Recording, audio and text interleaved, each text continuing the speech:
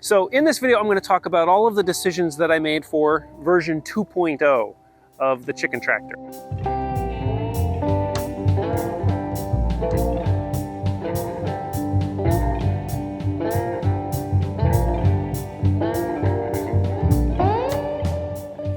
So the coop is off the ground, and so what this does is this makes it so that there's less moisture making its way into the coop, which undoubtedly helps it stay a little bit warmer.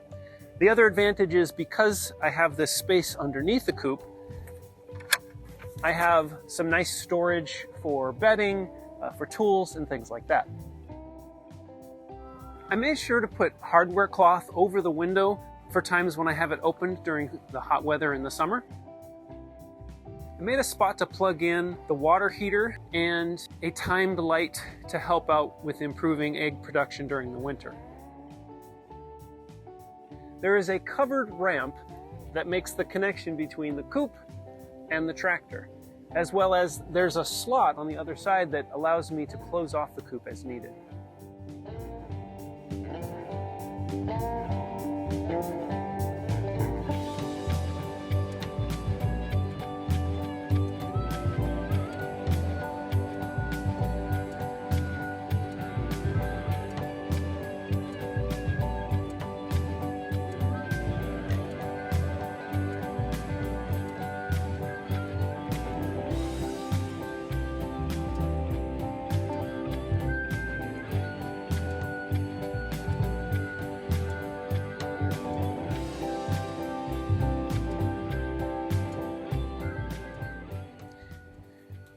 When the chicken tractor is docked here at the coop, you'll notice that on 3 sides I have buried hardware cloth. This prevents predators from digging and getting inside the coop. So this is critical. If I don't have this here, I guarantee you within a week I wouldn't have chickens. So you have to have the hardware cloth buried in the soil around, even just a regular coop, you have to have it. The other thing is you need to prevent your chickens from undermining the soil so much so that the predators can get in over the top of the hardware cloth. And so that's why you'll notice I have a border of bricks that prevent the chickens from completely undermining it so that then there's kind of a hole in the security.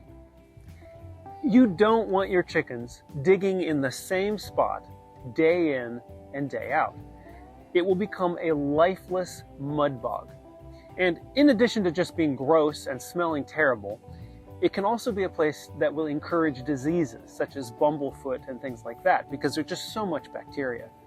And so you really want to get your chickens onto new ground as often as possible. And so that's why I built the chicken tractor.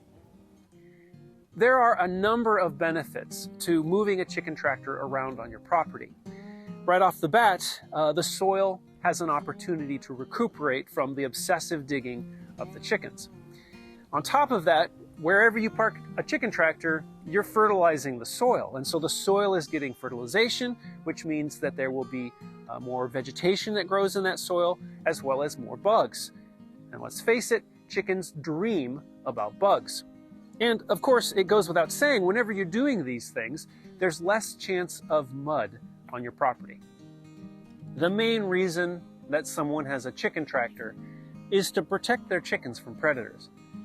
As I've mentioned many times, my chickens wouldn't last 2 minutes if I didn't have some form of protection constantly guarding them. We just have that many predators on our property. Another security feature of the tractor is this cattle guard skirt that flares out on 3 sides of the tractor. What this does is it prevents a predator from squeezing in underneath the necessary gap between the ground and the bottom of the tractor. Predators like to go right to the edge of something and then go underneath. And so this has worked very well to prevent predators from getting into my coop. The other thing is once the tractor is docked over at the coop, it creates kind of a double layer of protection. One of the reasons that I ended up with a chicken tractor that doesn't have a coop in it is because I had a version that did have a coop in it, and it was an absolute pain to move around. It was just too heavy. And so that's why I decided, okay, I'm going to make the coop separate. I'll have a ramp that connects it to a tractor, and I can move the tractor around during the day. If you decide to do something similar, you're going to need to give a lot of attention to the strength of the materials as well as the weight of the materials that you use to build your chicken tractor out of. This also means you're going to need to shore up any corners with extra bracing and things like that so that it's strong enough for you to be able to move it around your property and it not get damaged over time. Obviously, you'll right off the bat notice that I added a roof to one end. I did this because as much as possible, I try not to force my chickens to sleep where they don't want to. And sometimes during hot weather, they prefer to sleep in the chicken tractor. So to make that a little easier on them, I added roosts to corners on each end that are covered by the roof. As far as the roofing itself, I had leftover polycarbonate panels from a greenhouse that I had from years ago.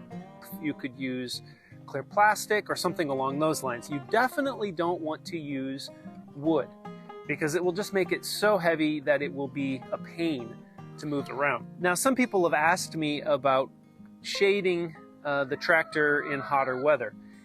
And fortunately for me, that's actually not an issue because I have a bunch of old maples on the south end of my property where I run the tractor. And so there's always shade in the afternoon for my chickens. But if you don't have that, you do need to kind of keep in mind some kind of a shade option. So it might be as simple as a tarp. You might want to put some screws in a couple spots that you can put the eyelets of a tarp into, or bungees or something along those lines so that you can shade your chickens if they're going to get hot in hotter weather. One of the questions that I get most often is, what is this pipe sticking out of the tractor? And the answer is it's the top of the feeder. In the version 1.0 of the tractor, I had it mounted in the far end. But once I built the roof section, I realized it probably made sense to move it underneath the cover so that the chickens wouldn't have to get wet in order to get the feed. So the basic idea of the feeder is this.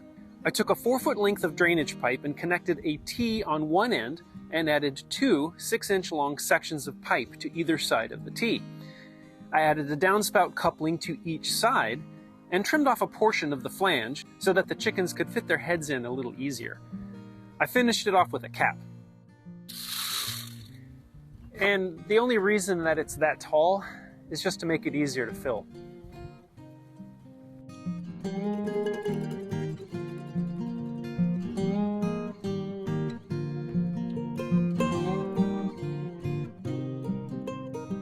The access door to the ramp is pretty straightforward.